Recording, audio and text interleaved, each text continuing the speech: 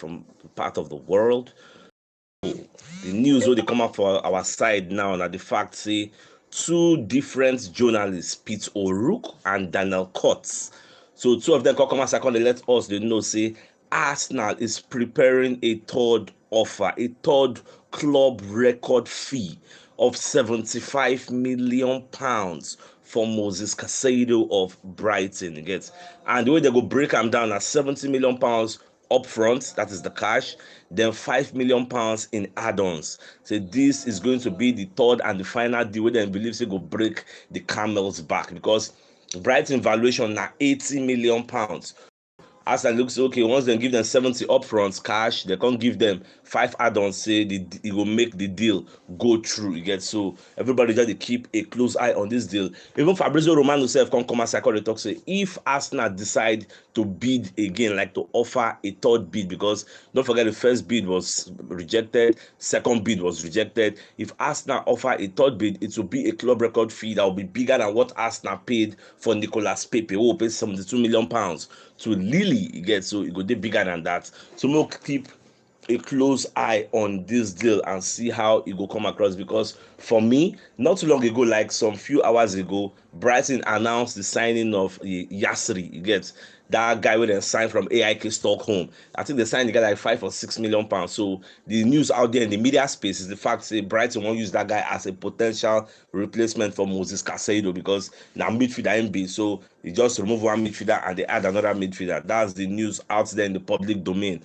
So, and now as it stands, Chelsea self don't offer £105 million to match the valuation of Benfica for Enzo Fernandez. So in the next 24 hours, VSA, here we go, Chelsea don't sign Enzo Fernandez. So we're also hoping to total package fee for this Moses Caicedo. So when this happens, I'll be very, very excited. Meanwhile, we could just monitor how every other thing they go. So on another news, so Arsenal and Norwich don't agree a deal for McWilliams to go there on loan till the end of the season.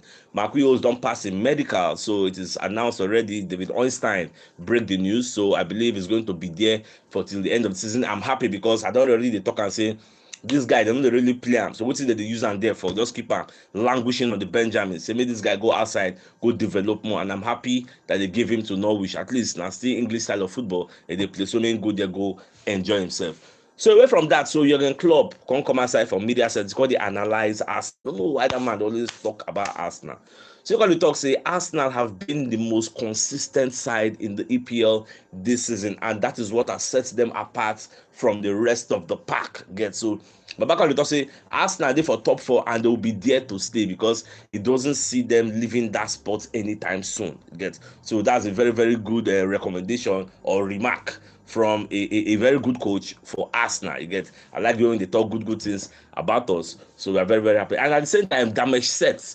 They let us know say Cedric Suarez is discussing personal terms and he could leave in the next 24 hours and go and join Fulham. You get, so more just to watch out other one they go. Now another news we're gonna bust my brain now the fact say Fulham don't offer £20 million and add-ons for Sander Berge.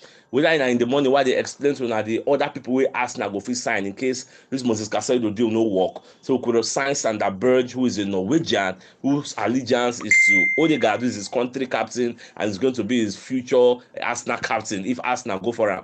Now, I can't believe I say Fulham here, what I talk. Fulham and Newcastle, in fact, now they drag the guy because Newcastle need the reinforcement in the defensive midfield role.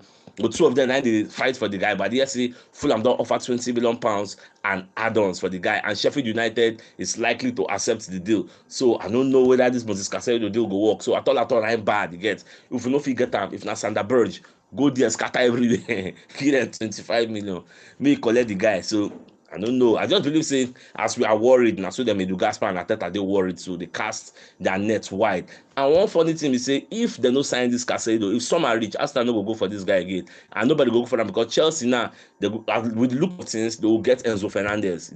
And once they get him, Arsenal now, if you don't get Caicedo now, no go for him again. So this guy may not likely find a top club that may likely come to get him. So I don't know how it will be. So just monitor all these dealings and see how it is going. So my dear football lovers, for those who just joined the show now, we never really know what we'll talk about. The major meat of the show is the fact that Pete O'Rourke will be journalist, you get, and Daniel Court. Daniel Court is the sports editor of the Sun newspaper of UK. So they are coming out, two of them independently coming out to say Arsenal is preparing a third world club record fee of £75 million for Moses CAICEDO. So they won't offer him to Brighton, and they believe say that one now go be the straw we go break the camel's back. The Brighton will accept the deal, and the structure of the payment is going to be 70 upfronts, then 5 million in add-ons. So now, so they want to structure the deal, and they believe say that one will make everything go. Because don't forget, the Zerbi will be Brighton manager has come out in the public domain to say we are ready to move forward without Moses CAICEDO,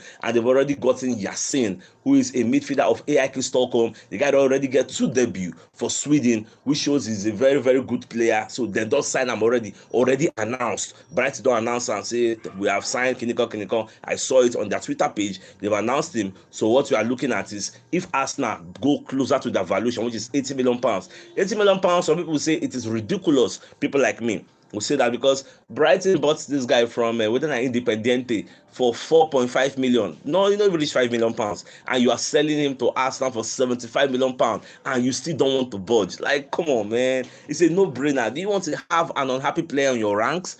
So, more just the word. Tomorrow, now be the deadline day of this transfer window. The transfer window will end 11 p.m. UK time. You get, then they'll come to do other registration. You get, registration will still go on, but say the transfer can need bad, markets go close. Then anybody that don't sign before that time, hey, you can be proceeding with the registration. We'll just give you some small leeway.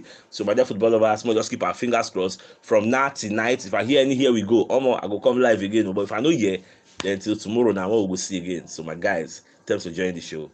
I get out, guys.